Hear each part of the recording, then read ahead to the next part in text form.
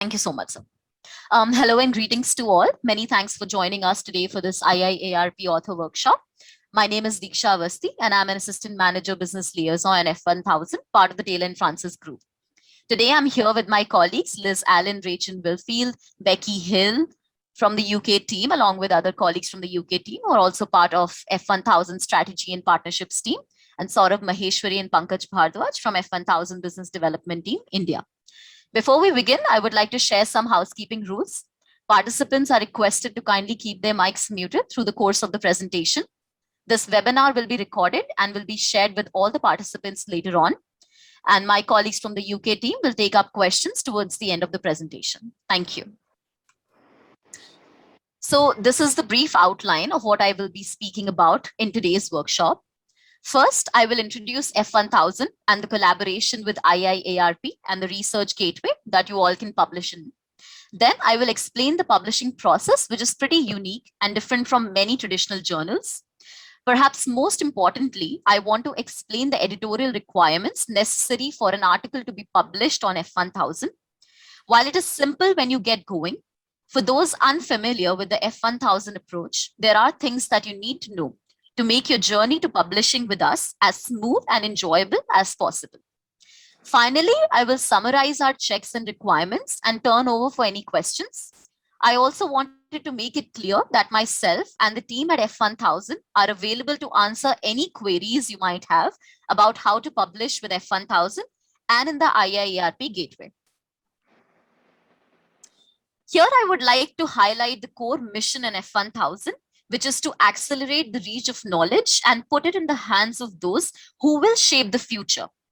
And through our innovative model, we aim to disseminate meaningful research and further the advancement of knowledge.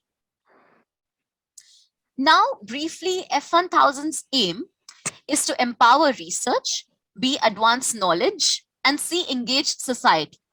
And how do we do that? Empowering research by providing authors and reviewers a way to get credit and visibility for all the work they do to share research.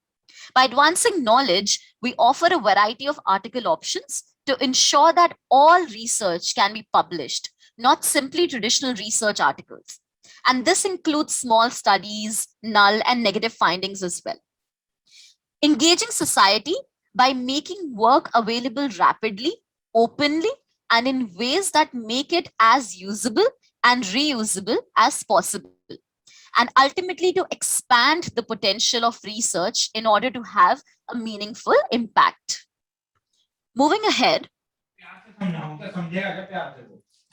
I would request the participants to kindly mute themselves. Thank you. Thank you. So F1000, introducing our platform, F1000 launched its first publishing platform, the world's first open research publishing platform in 2013, which is F1000 Research, as you can see on your screen on the top left. Following its success, F1000 has been developing platforms in partnership with a range of organizations, from funding agencies like the Wellcome Trust, the Gates Foundation, and the European Commission, to organizations and learned societies such as the African Academy of Sciences and Association of Medical Educators in Europe, and other publishers such as Emerald. F1000's public flagship platform is F1000 Research. And F1000's partners have a shared goal to accelerate access to research and potential for impact. Moving ahead. So F1000 is well indexed as part of its strategy to make sure that content is discoverable and usable by others. It is also highly cited, as evidenced with the Scopus quartiles, where F1000 Research is in the highest quartiles, that is quartile 1, as you can see on your screen, and particularly in the life and medical sciences and associated research areas. Now, this reflects the heritage of F1000, which started out as a life and medical sciences publisher, though now it supports the publication of research across all areas. Moving ahead, these are the benefits of our collaboration with IIARP Gateway. IIARP publication is a unique and innovative approach to publishing a wide variety of research outputs, original research, case studies, and data notes. Now, what is the primary purpose of the gateway? It is to facilitate the rapid advancement of knowledge by enabling meaningful scientific conversation that is A, open, and B, publicly available. The research will be publicly available to read, download, and reuse with author-managed open peer review and an open data policy, which I will summarize briefly through the course of the presentation, reaching a truly global audience. Original research articles, case studies, research notes, data notes, software tools, and correspondence all are welcome. We accept a diversity of article types, which is one of our important elements of F1000 model. Moving ahead, so this is the IIARP gateway that we have built to publish research rapidly and in a transparent manner. Now, the goal is to facilitate the rapid advancement of knowledge by enabling meaningful scientific conversation, as I previously mentioned. This is how the gateway looks. If you can see the screenshot on your screens, there is a dedicated space for IIARP and its community to submit their research. We also provide end-to-end publishing services for the gateway, and all content is indexed once it is passed through peer review process. Moving ahead, now that was a description of the entire publication process. I think some of you still have your mics unmuted. I request all the participants to please mute themselves.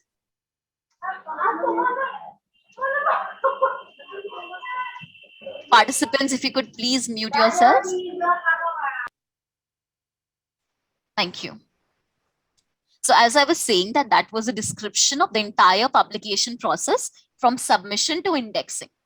But in order for all that to happen, your article must first pass our in-house editorial checks. Now we refer to these as pre-publication checks, and I will take you through each and every one of them.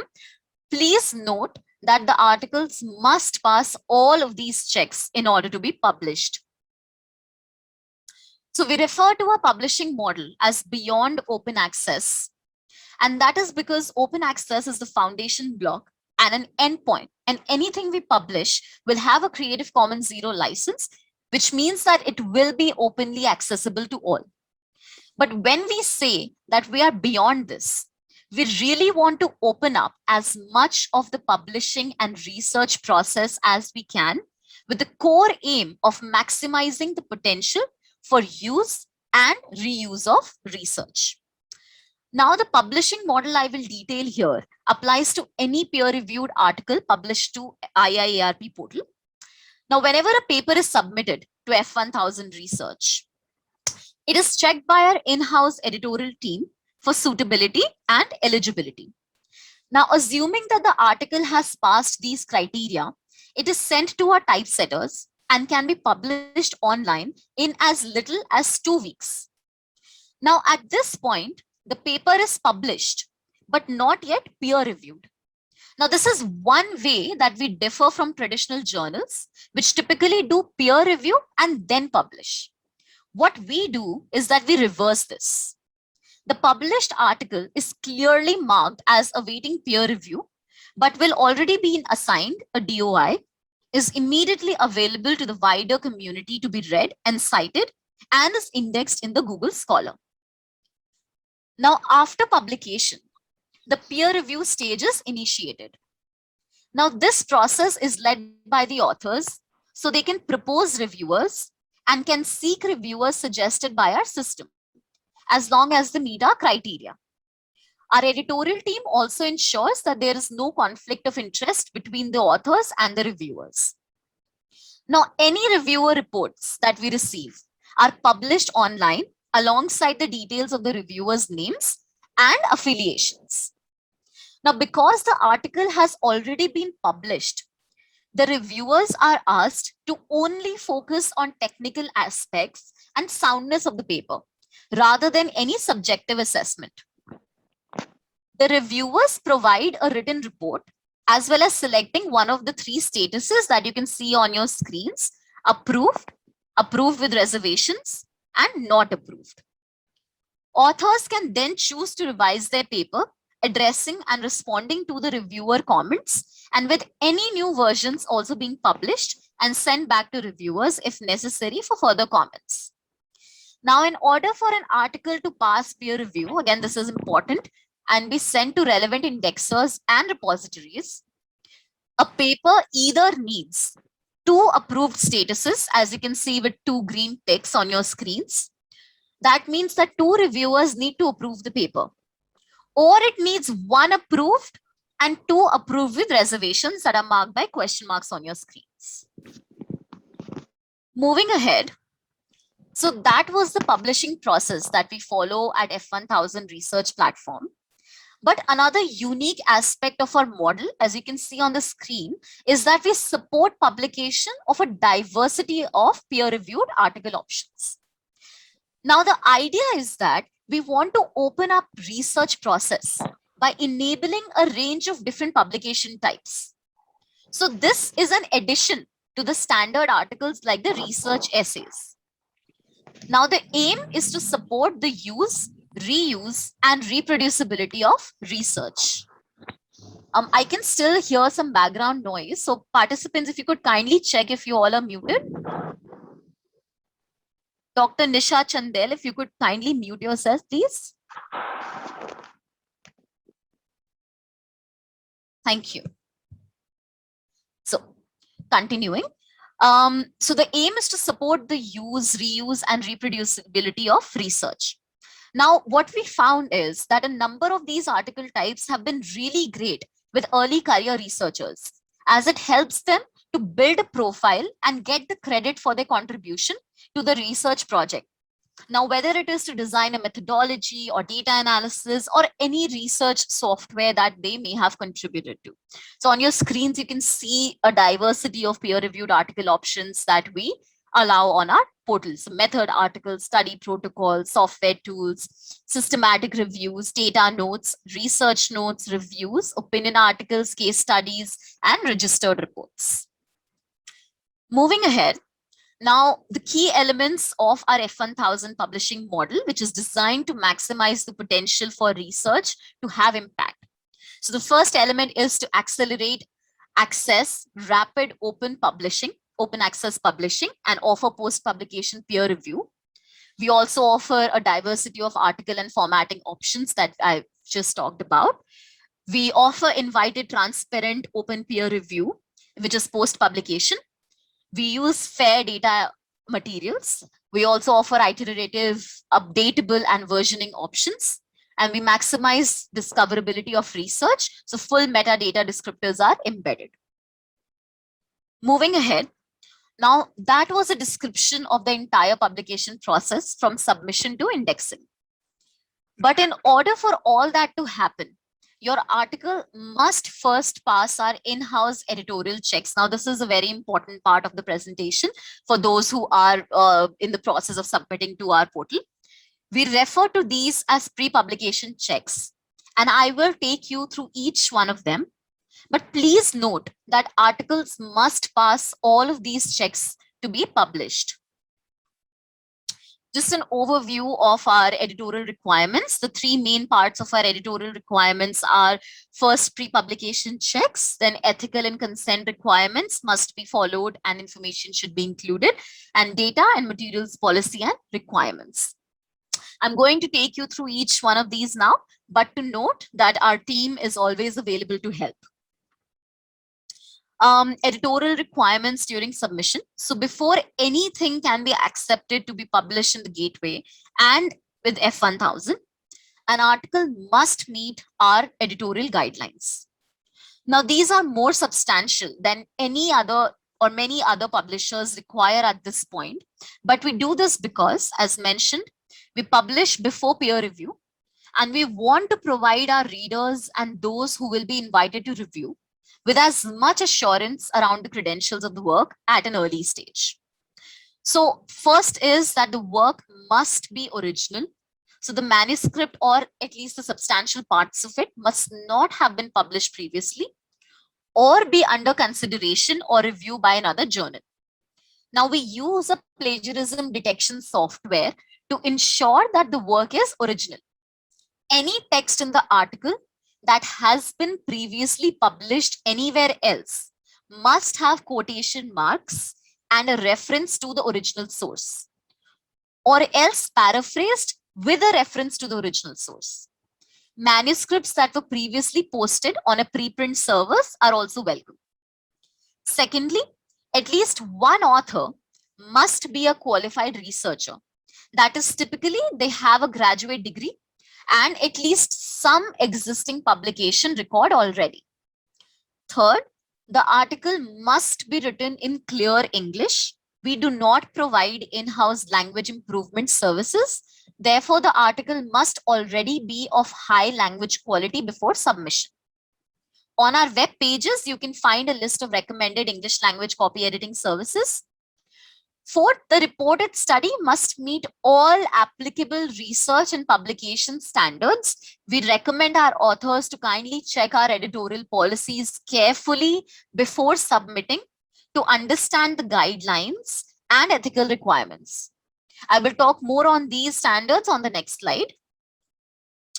Moving ahead, going to talk about ethical and consent checks. So,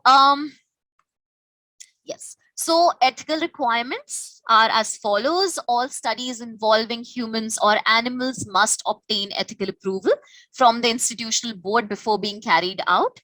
Details of this approval must be provided when submitting an article, including an institution, review board name, and permit numbers. Now, when I say human subjects, I mean anything from drug experimentation to interviews and online surveys. Here you can see a good example of an ethics statement from an article which has the name of the institution, the review board name, and the permit number. Under ethical considerations, this is an example. Now, an important point to note here is that ethical approval is required in social sciences research as well. So if you are submitting a survey, an interview, or a questionnaire, or anything that involves data from humans, it needs to have an ethical approval. Now, the difference between ethical approval and data reporting is that ethical approval takes a while. And if you don't have that when you submit your research, the editorial board will ask you to resubmit the article with the approval.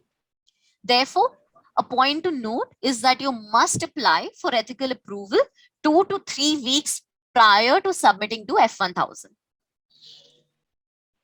Moving ahead, now for as long as consent is required, studies involving humans must also include written informed consent from the participants. Now there are two kinds of consent that need to be obtained. Number one is the consent to participate, which involves that for all studies involving humans, written informed consent to take part in the research must have been obtained from the participants. The second one is the consent to publish identifiable data. Now, for any articles that include information that could potentially identify an individual, the participant must have signed consent for you to publish. Another point to note is that if the participants in your study are minors, that is, they are children, or cannot otherwise give consent, for example, they have reduced mental capacity, you must obtain written informed consent from a parent or a legal guardian.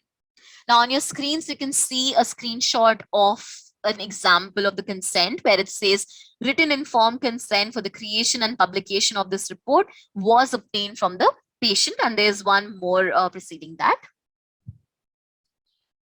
Moving ahead, now I'm going to talk about data and materials policy and requirements. So explaining our data policy. So we also require an underpinning data or materials being described in the work to be accessible. And this again is so that the work can be as usable as possible. And the data must be described before the article is accepted for publication. So research data can take many forms. Access to it supports reproducibility, but without access to it, much research is unusable.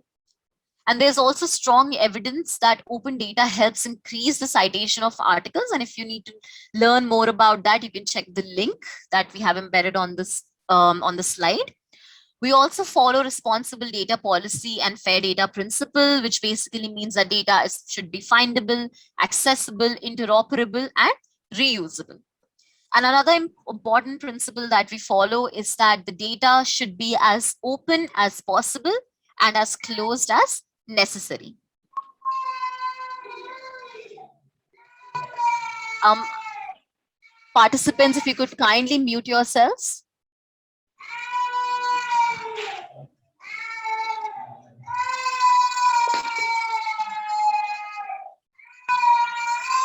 Um, Thank you. So moving ahead, there are data requirements that we follow. So data can be qualitative or quantitative, factual, can be measured or non-factual, could be perceived, could be numerical, textual, or audiovisual. So what exactly is data? Data means any material that the author uses to support their study, whether they created it themselves or found it somewhere else. Now, articles must include a data availability statement. Regardless of whether you share your data or not, your paper must include a statement about the data availability, where it can be accessed or why it cannot be available. Now, when you do share your data, it must be in a non-proprietary format with adequate metadata. Now, this means that it needs to be made available on a repository so that there are no barriers to access or copyright issues. It should be accessible to all. Adequate metadata means a good description of what the data is, whether it is in an Excel file or any other file or document. Data should be hosted in a trusted repository to issue a DOI. I'm going to talk about this later in the presentation, and you can also find them on our data guidelines page. Data should be published under the Creative Commons Zero license. Now, this means that other researchers can use it without encountering any legal or financial barriers. We also have detailed data policies and support available within our team as well. So please feel free to reach out. Moving ahead, this is a screenshot from the data guidelines web pages here. If you go to on our website and click on how to publish, a drop down will appear that will give you the access to our data guidelines. Now, when you click on the data guidelines, this is the web page that will appear. And here we explain what kind of data these repositories accept. So repositories like Dryad and Figshare accept all kinds of data types. But one thing to remember is that you must include the title and DOI in the data availability section of your article.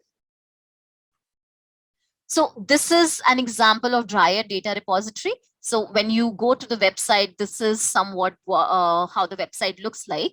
So in order to submit your data into the repository, log into Dryad using your ORCID ID or any other repository that is applicable to you and upload the data. Now, important point to note is that it takes 1 or 2 days to create your DOI. So make sure to submit the data prior to F1000 submission. Moving ahead, where to mention the DOI when submitting to F1000? So this is the page that will appear where you will upload your manuscript. And under that, there is an option for underlying data. Now you click, I confirm that the underlying data associated with this article are either already deposited in a data repository or I cannot deposit them and have provided a restricted data statement. So underneath this, you will paste your link. Once your DOI issued, you must enter the link under the underlying data. Or if the data is not clear, the editorial will get back to you with their questions, and then you may adhere to the guidelines, clean the data, and resubmit. Moving ahead. Now, this is an example of data availability statement on a published article. This is what will appear on your article. Title of the data set, the link to it, and all your metadata and Creative Commons Zero licenses, easy to access and use. So here you can see this is the title and this is the link. And they've also mentioned that data is available in an Excel spreadsheet underlying table 1 and table 2. Moving ahead. Now, this is a slightly different example where you still have the link to where you can access the data, but a slight restriction involved where you need to register in order to access the data. And it is only granted for legitimate research purposes. So this is halfway between making the data as open as possible and as closed as necessary. Another example If all your data is already included in the paper and or there's nothing to include and does not have any additional files uploaded to a repository, you still need a data availability statement. Now, very, very important that even though you don't have anything to declare or include, you will still need to have a data availability statement. But it can say that all data underlying the results are available as part of the article and no additional source data are required. And this is how it's going to appear with your article. Moving ahead. Now, this is just a summary of our F1000 editorial requirements that we've been through in the previous slides. I'm just going to read it out to you. Articles submitted for peer review must meet F1000 pre-publication checks and editorial requirements to be accepted for publication. 2, ethical and consent requirements must be followed and information should be included. 3, any underpinning data or materials should be fair and described in a data availability statement. And if you have any questions, definitely do reach out to us. Moving ahead. Now, the peer review selection and invitation process before I conclude this slide. What exactly is peer review? It is just as described earlier, peer review process is entirely transparent. Reviewers are invited and they must meet F1000 strict reviewer eligibility criteria, which is applied like any other scholarly publisher. But F1000 does consider author suggestions as an essential part of the process. Now, partly as we believe that authors know who is best qualified to review their work, and as all review is done in the open, it is plain to see if any imbalances occur. F1000 editors monitor all peer review comments as they come in and before they are published alongside in the article. Participants are requested to kindly mute their mics through the course of the presentation, please. Please check if you're muted. Thank you.